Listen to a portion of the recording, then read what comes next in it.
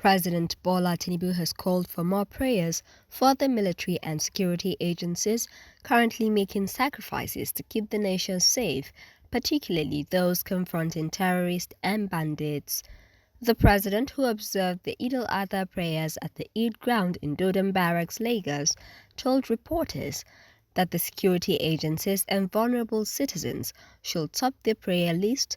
Mr. Bayo Onaniga, his spokesman, said in a statement. We must pray hard for our troops who are keeping us safe, making the sacrifices in the challenges that we face in terrorism and banditry today. We must pray for them. President Bola Tinubu has said that his administration will increase investments in infrastructure and urged governors to align building approvals with the federal government. Tinubu said this during the commissioning of the Lucky Deep Sea Port Access Road at the Dangote Refinery and Petrochemical Plant in Lagos, according to a statement by his spokesman, Mr. Bayo Onaniga. Senator Atiku Bagudu, the Minister of Budget and Economic Planning, says the President Bola Tinubu administration has implemented bold reforms that have positioned the nation's economy for sustained recovery and growth despite short-term pain. The minister said this while addressing State House correspondents after a courtesy call on Tinubu in his Lagos residence. Not yet where we want to be, but these steps have turned the economy in the right direction, where we are even seeing, because of that resurgence of confidence in the economy, private capital is coming in. Oba Adeyeye Ogunwusi, the Ooni of Ife, has commended President Bola Tinubu's newly proposed forest guard security structure. Ogunwusi gave the commendation when he paid a courtesy visit to the president at his Ikoyi residence in Lagos. While speaking with journalists after the visit, the Ooni expressed optimism about the Tinubu administration's effort to improve security. We are very happy with the forest guard structure and another platform to bring in more police force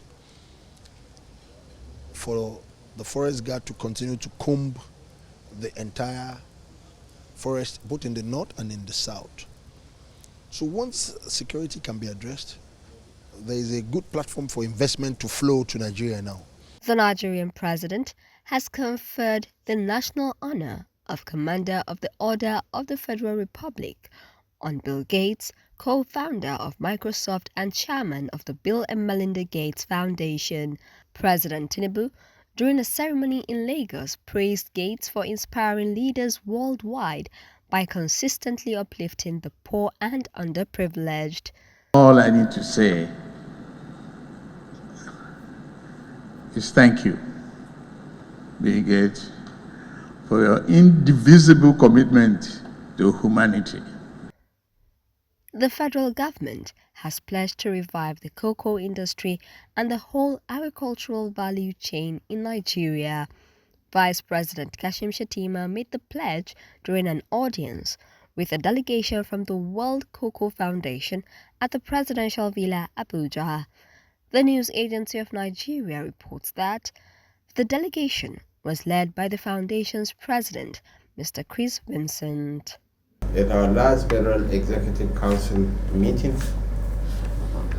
the government approved the establishment of the Cocoa Development Board, geared towards revitalizing the cocoa industry and the whole cocoa value chain.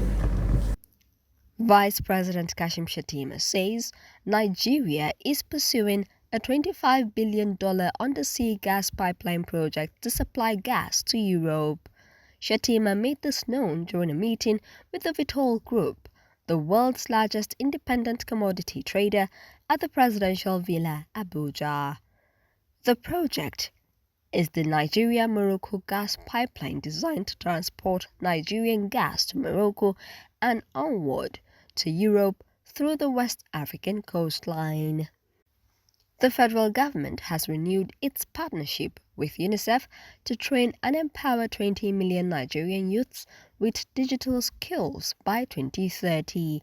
Vice President Kashim Shettima disclosed this during a meeting with UN resident and humanitarian coordinator in Nigeria, Mohammed Fall, at the presidential villa, Abuja. Shettima said Nigeria's fast-growing population, estimated at over 230 million, with an average age of 17, posed both challenge and opportunity. So from learning to earning is a beautiful initiative. And honestly, more than any other platform, the digital space gives us the easiest window to get the youth engaged effortlessly. They can trade their skills in the global marketplace. Vice President Kashim Shettima led mourners at the funeral prayer for former Minister of Education and Petroleum, Professor Jibril Aminu, at the Abuja National Mosque. The news agency of Nigeria reports that Aminu, a former president of the African Petroleum Producers Organization, died in Abuja after a prolonged illness. Shettima, who condoled with the family, prayed Allah to comfort them and grant the deceased Al-Jannatul Firdaus. Almost irreplaceable. May Allah grant his soul eternal rest and reward him with his Al-Jannah Firdaus. And may Allah also give the family the fortitude to bear the irreparable loss. It's not a loss to his family or to the people of Adamawa, but a loss to the nation and to Africa. One of the giants, one of the intellectual giants of his generation.